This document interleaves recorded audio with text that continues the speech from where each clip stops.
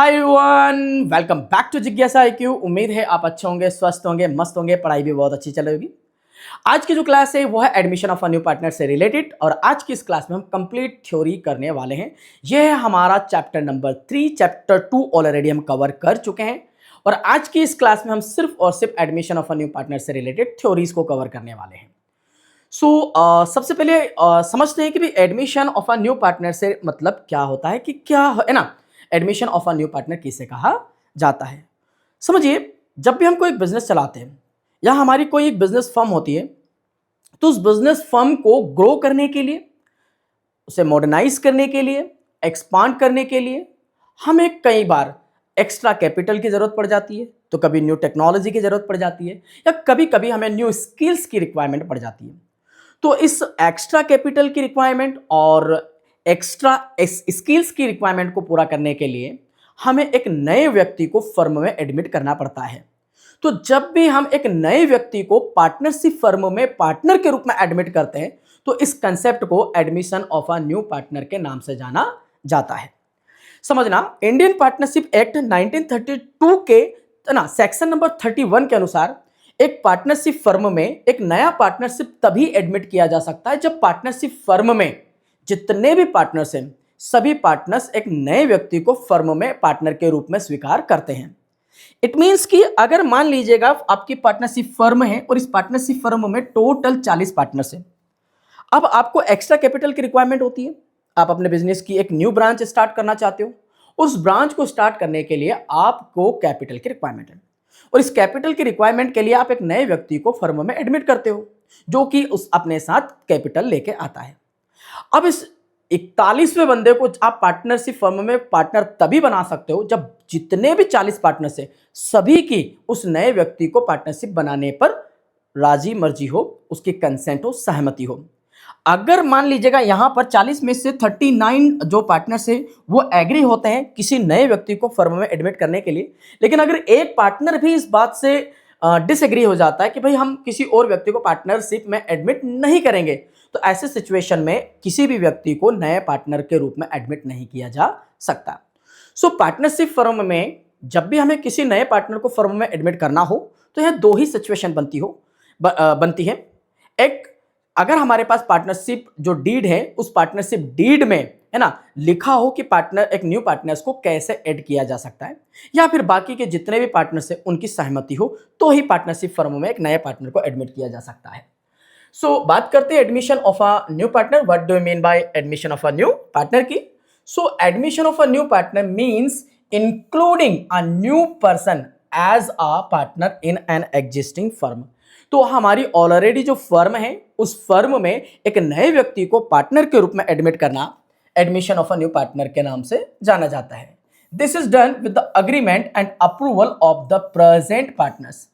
जैसा मैंने आपको भी बताया था कि भाई जब भी हमें किसी नए व्यक्ति को पार्टनरशिप फर्म में एडमिट करना होता है, तो फर्म के जितने भी पार्टनर्स होते हैं उन सभी की कंसेंट अर्थात सहमति होना कंपलसरी है। तो सभी पार्टनर्स की कंसेंट के बेस पर ही हम एक नए व्यक्ति को पार्टनरशिप फर्म में एडमिट कर सकते हैं एज अ न्यू पार्टनर। तो when a new partner joins the firm, a new agreement is made between the old partners and the new partners.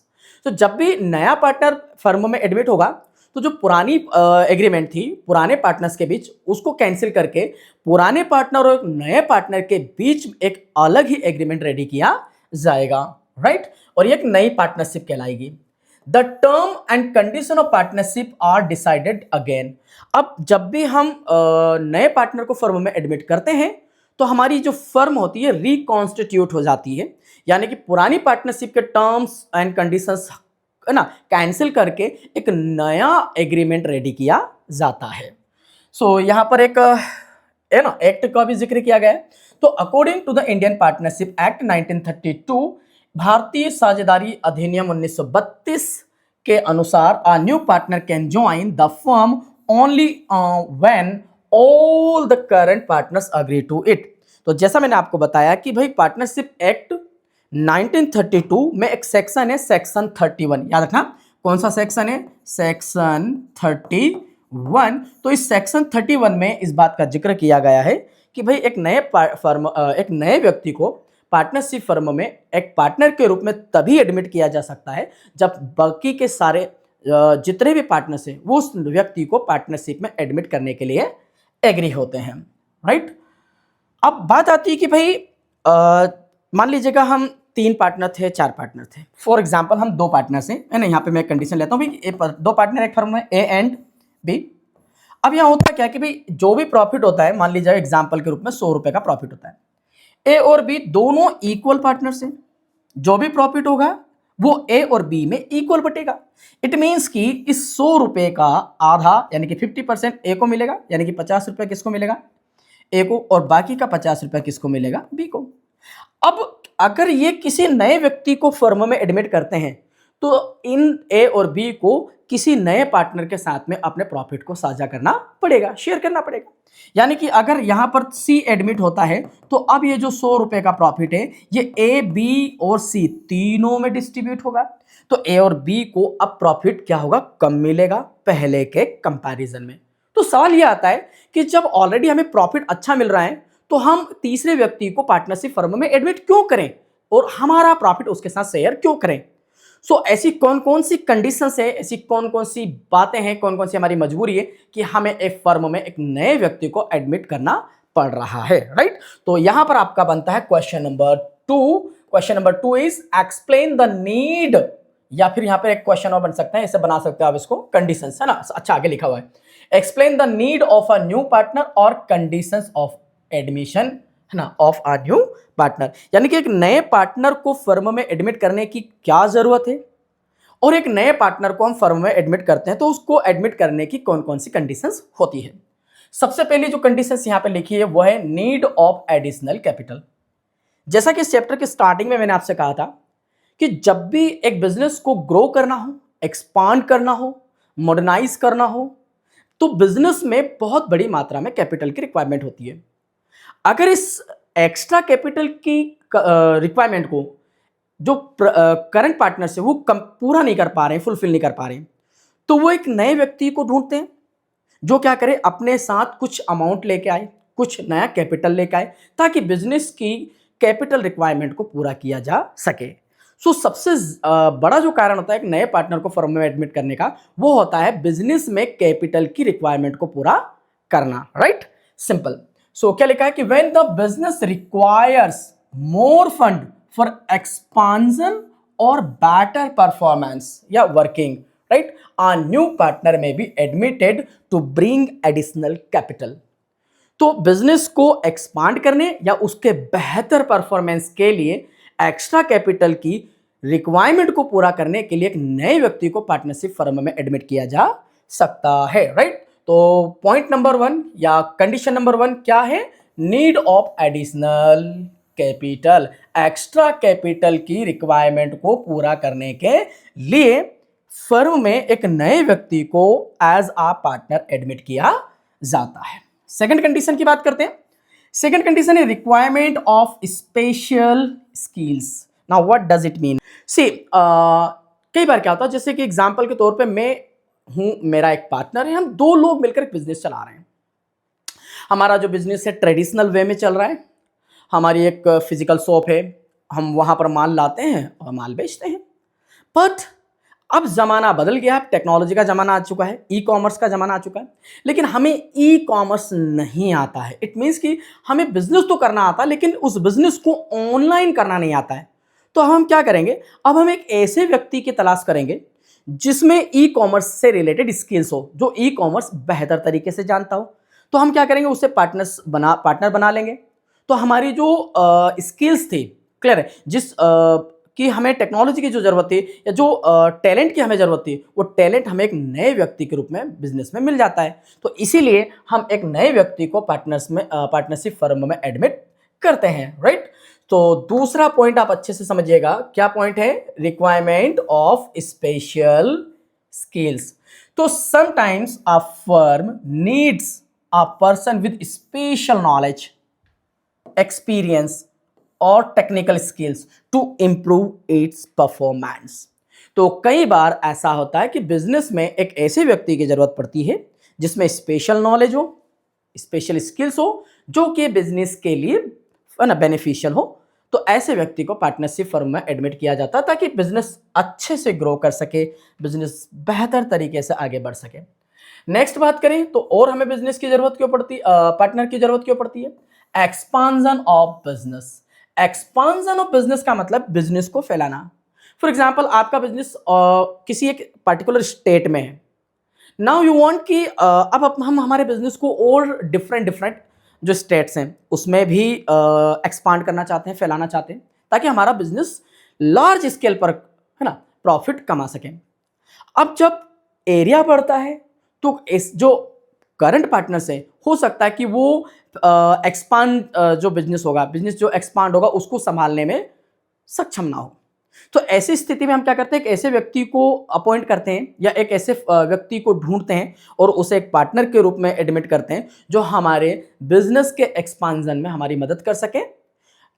अब ये तो चलो नेशन वाइड तो ठीक है, पर मान लीजिएगा आपका बिजनेस इंडिया में चल रहा है, आप खुद संभाल लोगे, मान लो 4 पार्टनर और 4 आप लोग मिलकर इंडिया में बिजनेस को संभाल लोगे। लेकिन अगर आप अपने बिजनेस को फॉरेन में लेके जाना चाहते हो, किसी अदर कंट्रीज में लेके जाना चाहते हो, तो आप चाहोगे कि यार वहां उस कंट्री में कोई एक ऐसा व्यक्ति आपको मिल जाए जो आपके बिजनेस को उस कंट्री में मैनेज कर सके। तो आप उस व्यक्ति को एक नए पार्टनर के रूप में एडमिट कर लेते हो ताकि आपका जो बिजनेस है वो आगे बढ़ सके।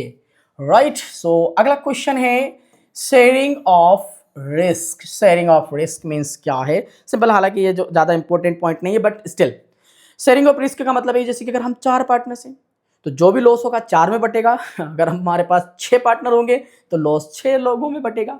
तो जब हमें रिस्क को डाइल्यूट करना होता है तो ऐसे सिचुएशन में भी हम एक नए व्यक्ति को फर्म में एडमिट करते हैं as a new partner. Next, better management.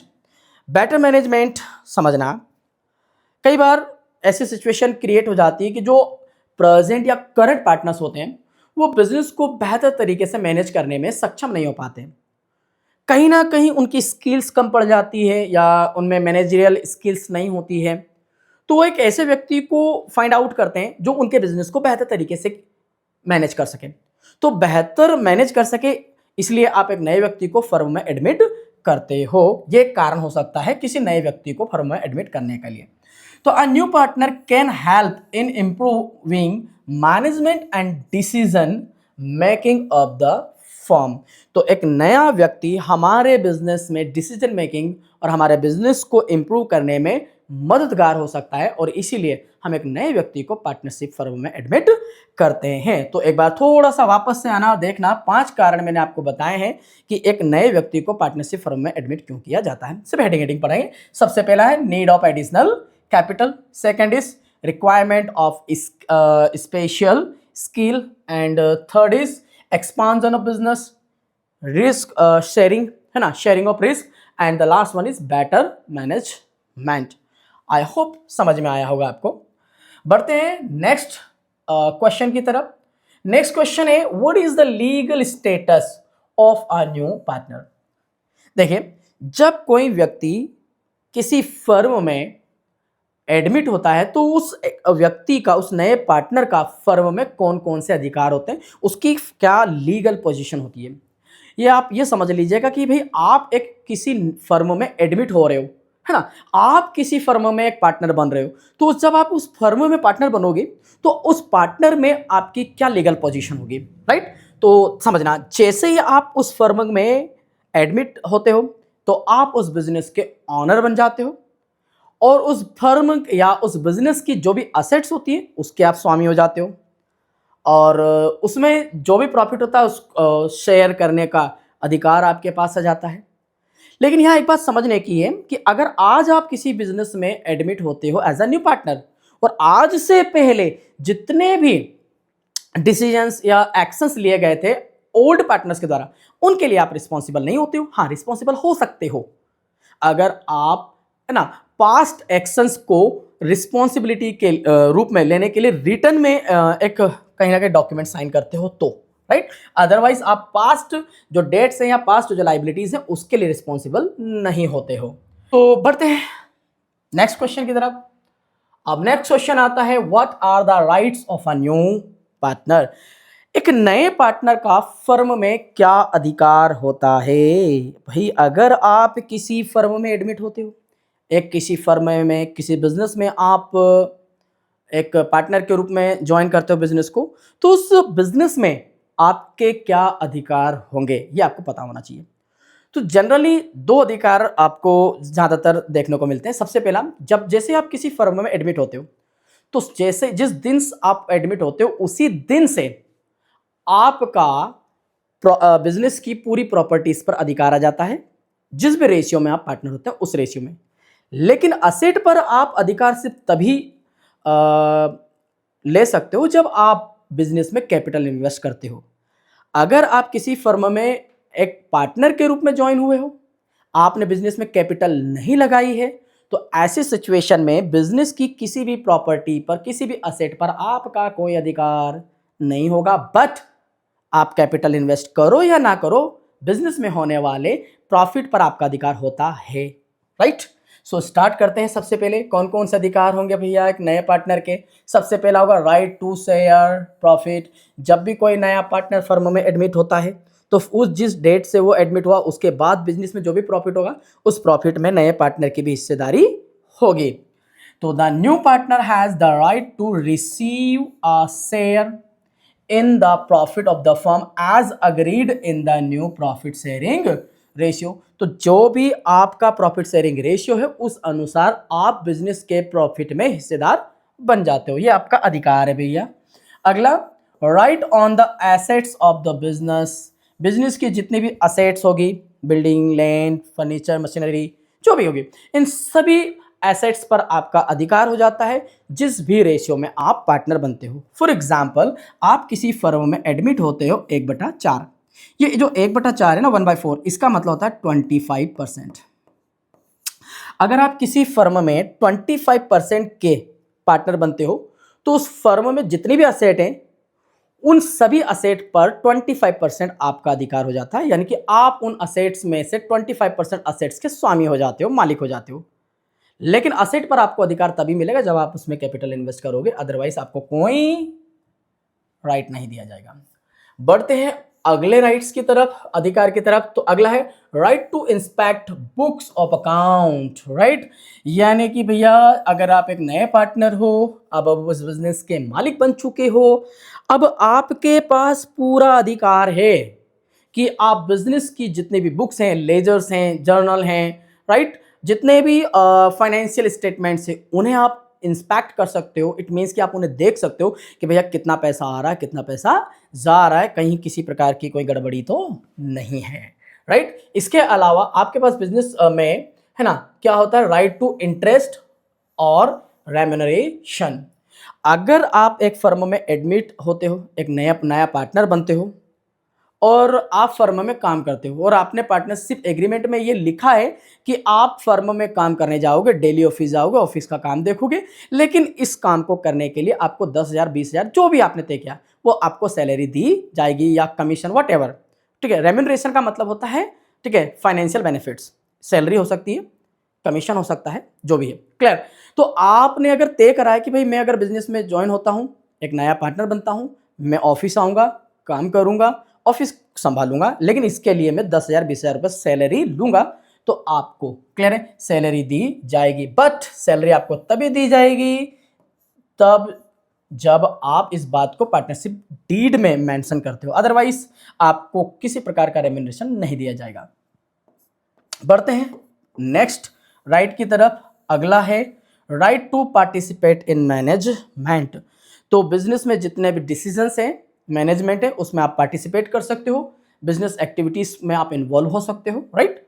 तो जो नया पार्टनर होगा, है ना, he can take part in the management and decision making of the business unless otherwise stated in the agreement.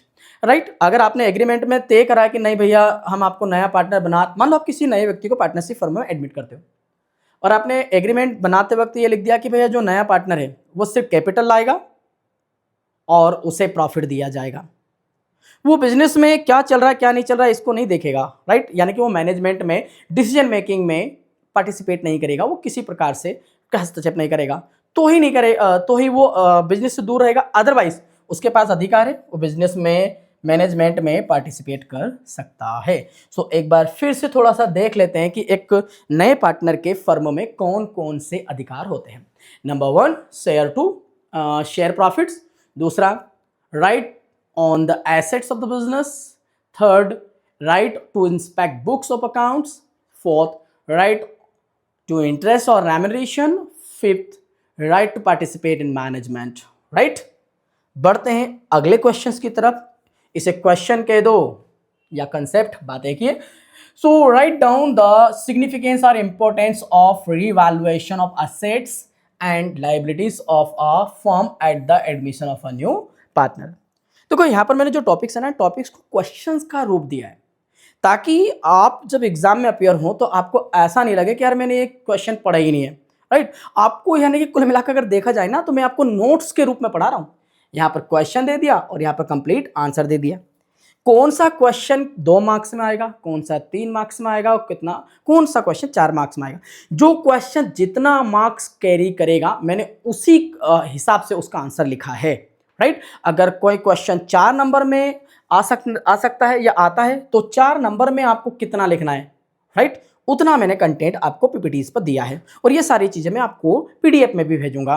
Right, so right, पढ़ते हैं अगला क्वेश्चन। नेक्स्ट क्वेश्चन है कि भाई एक नए पार्टनर को जब हम फर्म में एडमिट करते हैं तो उस टाइम पर हमें फर्म की एसेट्स एंड लायबिलिटीज को क्या करना होता है, रीवैल्यू करना होता है। थोड़ा सा इसको ऐसे समझते हैं, देखिए समझिएगा भाई। यहां पर है ए एंड बी, इन दोनों ने मिलकर बिजनेस स्टार्ट किया था 2010 में। अब इन दोनों के पास में बहुत सारी एसेट्स हैं। मान लीजिएगा इनके पास में इन बहुत सारी एसेट्स में से एक एसेट है बिल्डिंग। राइट, और इस बिल्डिंग को इन्होंने 2010 में खरीदा था और 2010 में इस बिल्डिंग की वैल्यू थी 1 लाख रुपया। राइट, अब इन ए और बी ने एक नए व्यक्ति को फर्म में एडमिट किया, सी नया पार्टनर बनता है। तो जब सी नया पार्टनर बनेगा तो जैसा कि अभी हाल अपन ने पिछले क्वेश्चंस में पढ़ा है ना, कि नए पार्टनर का एक राइट होता है कि जब वो पार्टनर बन जाता है तो फर्म की असेट्स पर भी उसका अधिकार हो जाता है। अब यहां पर अगर हमने सी को नया पार्टनर बनाया 1/4 के लिए, 1/4 का मतलब है 25%। राइट, तो अब यहां पर ये जो बिल्डिंग है इस बिल्डिंग पर भी इस सी का 25% अधिकार हो जाएगा। यानी कि इस बिल्डिंग के पहले 2 मालिक थे, ए एंड बी। अब सी भी क्या होगा, इस बिल्डिंग का ऑनर हो जाएगा और इस बिल्डिंग पर 25% अधिकार सी का होगा। अब सी जब इस बिल्डिंग पर अधिकार ग्रहण करेगा तो सी को क्या करना पड़ेगा, इस बिल्डिंग की वैल्यू का 25% कैपिटल लाना पड़ेगा। बट सवाल आता है कि अगर बात करें बिल्डिंग की कीमत तो हमारी बुक में अकाउंट में कितना लिखा हुआ है, 1 लाख रुपया। अगर 1 लाख रुपए के हिसाब से सी अगर कैपिटल लाएगा तो मात्र कितना लाएगा, 25,000 रुपया। पर यहां देखने वाली बात यह है कि भाई ये जो 1 लाख रुपया है, ये 1 लाख रुपया इसकी वैल्यू थी 2010 में। आज अगर मैं बात करूं 2026 में तो क्या उस बिल्डिंग की कीमत 1 लाख ही होने वाली है? तो ऐसा बिल्कुल नहीं है। या तो वैल्यू बढ़ भी सकती है या वैल्यू घट भी सकती है। अगर वैल्यू घट गई तो नए पार्टनर के लिए क्या हो जाएगा, नुकसान हो जाएगा। तो क्या होता है ना भाई, यहां पर जब भी हम एडमिशन ऑफ न्यू पार्टनर की बात करते हैं तो यहां पे 2 बातें, आपको एक बात याद रखना है, एक होता है ओल्ड पार्टनर, एक होता है न्यू पार्टनर। तो यहां पर जो न्यू पार्टनर होता है ना, ये क्या करता है, फर्म में बायर का रोल प्ले करता है। यानी कि ये ओल्ड न्यू पार्टनर फर्म में शेयर खरीदता है और जो ओल्ड पार्टनर होते हैं ये अपना शेयर क्या करते हैं, न्यू पार्टनर को सेल करते हैं। राइट, तो सिंपल। अब अगर मान लीजिएगा ओल्ड पार्टनर इस न्यू पार्टनर को बिल्डिंग में शेयर बेचेंगे तो इस बिल्डिंग का कीमत आज की तारीख पर कितना होगा। राइट, यानी 2010 में इसकी कीमत 1 लाख रुपए थी, लेकिन आज इसकी कीमत कितनी है। जिस दिन हम नया पार्टनर एडमिट कर रहे हैं, जिस दिन हमारी फर्म में एक नया व्यक्ति एडमिट हो रहा है, उस दिन हमारे पास जो एसेट्स है उस एसेट की एक्चुअल वैल्यू कितनी है, यह पता करना ही रीवैल्यूएशन कहलाता है। यानी कि एसेट्स एंड लायबिलिटीज की करंट वैल्यू पता करना ही क्या कहलाता है, रीवैल्यूएशन कहलाता है। तो सवाल बनता है कि रीवैल्यूएशन करना पार्टनरशिप फर्म के लिए क्यों इंपॉर्टेंट होता है। समझते हैं। सबसे इसके कई सारे कारण हैं। ठीक है, पहला कारण to show correct value of the assets और लायबिलिटीज। राइट, तो जो भी हमारे पास एसेट है या लायबिलिटी है उसकी एक्चुअल वैल्यू या करेक्ट वैल्यू हम दिखा सकें, इसके लिए हम क्या करते हैं, रिवैल्यूएशन करते हैं। 2010 में हमने बिल्डिंग खरीदी थी 1 लाख में, बट आज 2026 में इस बिल्डिंग की कीमत फॉर एग्जांपल मान लीजिएगा 30 लाख रुपए हो चुकी है। कितने हो चुके हैं, 30 लाख। तो आज की डेट में इस बिल्डिंग की कीमत कितनी है, 30 लाख रुपया। तो ये 30 लाख रुपया हमने पता करा, राइट। इस बिल्डिंग की करंट जो वैल्यू हमने पता करी, इसी कंसेप्ट को रिवैल्यूएशन कहते हैं। तो रिवैल्यूएशन का सबसे बड़ा फायदा है कि रिवैल्यूएशन के कारण हमारी फर्म की जितनी भी एसेट्स है या जितने भी हमारी लाइबिलिटीज है, लाइबिलिटीज मतलब कर्जा समझ लो, दायित्व है, क्लियर है, जितना भी हमारा लाइबिलिटी उसकी आज की डेट में क्या वैल्यू है, यह पता करने के लिए रिवैल्यूएशन किया जाता है। दूसरा, to ensure fairness among the partners, right. जो पार्टनर्स है चाहे वो ओल्ड हो या न्यू, उनमें जस्टिस हो सके, न्याय हो सके, इसके लिए हम क्या करते हैं, रिवैल्यूएशन करते हैं। तो एनी इंक्रीज और decrease in the value of assets and liabilities belong to the old partners. अब समझना, अब फर्म की असेट हो या लाइबिलिटी हो, मान लीजिएगा फर्म की असेट बढ़ गई, जैसे यहां पर अपन ने एग्जांपल लिया था कि भाई फर्म ए और बी दो पार्टनर थे, इन्होंने 2010 में एक बिल्डिंग खरीदी थी 1 लाख में, आज इस बिल्डिंग की कीमत हो गई है 30 लाख रुपए। तो यहां पर इस बिल्डिंग की टोटल वैल्यू कितनी इंक्रीज हुई, बाय 29 लाख रुपीस। 29 लाख रुपए से इस बिल्डिंग की वैल्यू बढ़ गई, यानी कि ये जो 29 लाख रुपया है ये फर्म के लिए प्रॉफिट है, और ये प्रॉफिट है ओल्ड पार्टनर्स के लिए, क्योंकि इस बिल्डिंग में 2010 में 1 लाख रुपए इन दोनों ने इन्वेस्ट किया था, ना कि नए पार्टनर ने। तो जब भी हम फर्म की असेट्स या लाइबिलिटीज का रिवैल्यूएशन करते हैं और रिवैल्यूएशन पर जो प्रॉफिट या लॉस होता है, तो वो प्रॉफिट और लॉस ओल्ड पार्टनर्स को ओल्ड रेशियो में डिस्ट्रीब्यूट किया जाता है। यानी कि यहां पर 29 लाख रुपए का जो प्रॉफिट है ये ए और बी को डिस्ट्रीब्यूट किया जाएगा, राइट, इनके ओल्ड रेशियो में। अगर ये दोनों इक्वल पार्टनर्स थे तो 29,000 यानी 29,000 का आधा आधा, राइट, इन दोनों में बांट दिया जाएगा, राइट। अब आगे बात करते हैं नेक्स्ट वाली, क्लियर है। तो नेक्स्ट क्वेश्चन, एक मिनट क्या हो गया, राइट, चलिए, है ना। सो बढ़ते हैं नेक्स्ट पॉइंट की तरफ। नेक्स्ट है to calculate correct capital of partner. अब नया पार्टनर फर्म में आया सी, इसको हमने पार्टनरशिप में, ठीक है, शेयर दिया 1/4, इट मीन्स 25% का ये पार्टनर होगा। तो फर्म में अगर हम इसे 25% की शेयरिंग दे रहे हैं तो 25% का ये ऑनर हो जाएगा, फर्म की सारी असेट पर 25% इसका अधिकार हो जाएगा, ये फर्म की असेट का 25% से मालिक बन जाएगा। तो अगर हम 25% इसको एसेट दे रहे हैं तो उस 25% की असेट की वैल्यू हम क्या करेंगे, कैपिटल के रूप में इस नए पार्टनर से लेंगे।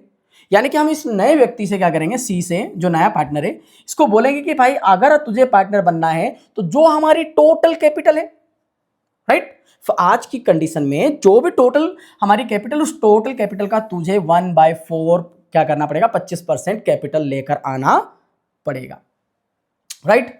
दूसरा है टू अवॉइड फ्यूचर डिस्प्यूट।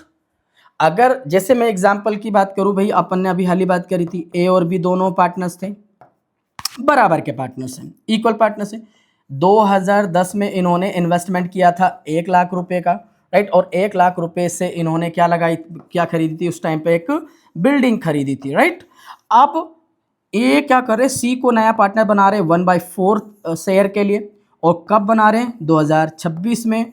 और 2026 में इस 1 लाख की बिल्डिंग की वैल्यू बढ़कर हो जाती है 30 लाख रुपया, क्या जाती है, 30 लाख रुपया। तो यहाँ पर 29 लाख रुपया जो ना, 29 लाख रुपये, ये प्रॉफिट है ए और बी का।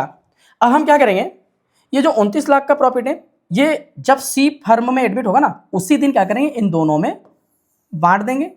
अगर नहीं बांटेंगे तो हम इस 29 लाख रुपए को कैपिटल अकाउंट में एडजस्ट कर लेंगे, जो कि हम न्यूमेरिकल्स करते वक्त सीखेंगे, राइट। कैसे किया जाएगा वो न्यूमेरिकल का पार्ट है, अभी सिर्फ और सिर्फ थ्योरी पर ध्यान दिया जाए। अब मान लीजिएगा अगर हम इस 29 लाख को नहीं डिस्ट्रीब्यूट करते हैं या रिवैल्यूएशन नहीं करते हैं, मान लीजिएगा कि सी पार्टनर बन गया और हमने इस बिल्डिंग की आज, है ना, 2026, मान लीजिएगा जो 1 जनवरी ले लेते हैं, 1 जनवरी 2026 के दिन सी नया पार्टनर बनता है, और 1 जनवरी 2026 के दिन हमने इस बिल्डिंग की वैल्यू पता ही नहीं करी, हमने कैलकुलेशन ही नहीं करा कि भाई 1 जनवरी के दिन इसकी कितनी कीमत है, और फिर निकल जाते हैं 1 साल 2 साल बाद जब हम इस बिल्डिंग को क्या करते हैं, सेल करते हैं या इसका है ना रिवैल्यूएशन करते हैं, और उस टाइम पर अगर कुछ इसकी वैल्यू जो आती है तो उसमें यहाँ पर सी भी क्या करेगा, सी भी बोलेगा कि भाई यहाँ पे फिर डिस्प्यूट उत्पन्न हो जाएगा, क्योंकि सी जो होगा, अब सी पार्टनर बन चुका है, अब जब बिल्डिंग बिकेगी तो बिल्डिंग के बिकने पर सी क्या करेगा, उसमें से हिस्सा मांगेगा, जो कि एक डिस्प्यूट का कारण बनेगा। तो ऐसी सिचुएशन ना बने, इसीलिए फर्मों में एक पार्टनर के एडमिशन के टाइम पर ही फर्म की सारी एसेट्स एंड लाइबिलिटीज को रीवैल्यू कर लिया जाता है। रिवैल्यूएशन का मतलब सिंपल भाषा में असेट्स एंड लाइबिलिटीज का करंट डेट पर क्या वैल्यू है ये पता करना। आज किसी असेट या लाइबिलिटी की क्या कीमत है ये पता करना रिवैल्यूएशन कहलाता है। और हम रिवैल्यूएशन करते हैं to present true financial position. True financial position मतलब हम फर्म में हमारे बिजनेस की एक्चुअल फाइनेंशियल पोजीशन पता कर सकें, एक्चुअली हमारे पास कितना एसेट्स है और एक्चुअल हमारे पास कितनी लाइबिलिटीज है ये हम पता कर सकें। इसके लिए रिवैल्यूएशन एक बहुत अच्छा ऑप्शन हो सकता है, राइट। तो एक बार फिर से इन पांचों पॉइंट्स को देख लेते हैं, सिर्फ हेडिंग देखना है, क्लियर है कि भाई एक नए पार्टनर के एडमिशन के टाइम पर फर्म की असेट्स एंड लाइबिलिटीज को रिवैल्यू करने का क्या फायदा है। सबसे पहला है ना, to show correct value of assets and liability. Second बात करते हैं ensure fairness among partners. Third point की बात करते हैं तो थर्ड पॉइंट बन रहा है यहाँ पर to calculate correct capital of partners या new partner, to avoid future dispute, and the last one present true financial position, right. So next question की बात करते हैं, नेक्स्ट क्वेश्चन की तरफ बढ़ते हैं। नेक्स्ट क्वेश्चन है revaluation account. What is revaluation account. 2 number का क्वेश्चन आएगा, कंप्लीट थ्योरी और इसका फॉर्मेट भी मैं आपको सिखाऊंगा, और रिवैल्यूएशन अकाउंट कैसे प्रिपेयर किया जाता है उसका थोड़ा सा डेमो भी आज अपन देख लेंगे। सो बात करते हैं रिवैल्यूएशन अकाउंट की। सो रिवैल्यूएशन अकाउंट वह अकाउंट होता है जो पार्टनरशिप फर्म के द्वारा पार्टनर के एडमिशन या रिटायरमेंट के टाइम पर फर्म की असेट्स एंड लाइबिलिटीज को रीवैल्यू करने के लिए बनाया जाता है। फर्म की असेट या लाइबिलिटीज में जो इंक्रीमेंट या डिक्रीमेंट होता है उसे रिकॉर्ड करने के लिए जो अकाउंट हम बनाते हैं वही रिवैल्यूएशन अकाउंट होता है। रिवैल्यूएशन अकाउंट का एक और नाम होता है, इसे हम profit and loss adjustment account के नाम से भी जानते हैं, राइट। सो अगर अपन बात करें इसके रिवैल्यूएशन अकाउंट के फॉर्मेट की, तो रिवैल्यूएशन अकाउंट का फॉर्मेट कुछ इस टाइप से बनेगा, समझना। टोटल इसमें 4 कॉलम होंगे। बेसिक जो हमने पढ़ा है ना, profit and loss appropriation account, बिल्कुल वैसा इसका फॉर्मेट बनने वाला है। सबसे पहले यहाँ पर हेडिंग आएगी, हेडिंग में हम लिखेंगे यहाँ पर इसका नाम रिवैल्यूएशन अकाउंट, एंड यहाँ पर हम लिखेंगे वो डेट जिस डेट को हम रिवैल्यूएशन अकाउंट प्रिपेयर कर रहे हैं। यहाँ रिवैल्यूएशन अकाउंट के जगह आप profit and loss adjustment account भी लिख सकते हो, क्योंकि रिवैल्यूएशन अकाउंट का सेकंड नाम जो होता है वह profit and loss adjustment account होता है। टोटल इसमें 2 साइड होगी, डेबिट एंड क्रेडिट, क्लियर है। समझना कि यहाँ पर सिर्फ फॉर्मेट नहीं बता रहा हूं मैं आपको एक तरीका बताने जा रहा हूं कि रिवैल्यूएशन अकाउंट कैसे प्रिपेयर करते हैं और रिवैल्यूएशन अकाउंट्स में कौन कौन सी एंट्रीज को रिकॉर्ड किया जाता है, राइट। टोटल 4 कॉलम होंगे। पहला जो कॉलम होगा डेबिट का, ये बनेगा पार्टिकुलर्स का, एंड ये बनेगा अमाउंट का। ये बनके तैयार हो चुकी है रिवैल्यूएशन अकाउंट की डेबिट साइड। पार्टिकुलर्स कॉलम के बाद नेक्स्ट आ जाएगा इधर अमाउंट, राइट। ये है रिवैल्यूएशन अकाउंट की क्रेडिट साइड। अब जो रिवैल्यूएशन अकाउंट होता है इसके बारे में 2-3 बात आपको पता होनी चाहिए, थ्योरी ऑलरेडी आप पढ़ चुके हो। सिंपल, रिवैल्यूएशन अकाउंट का दूसरा नाम होता है profit and loss adjustment account.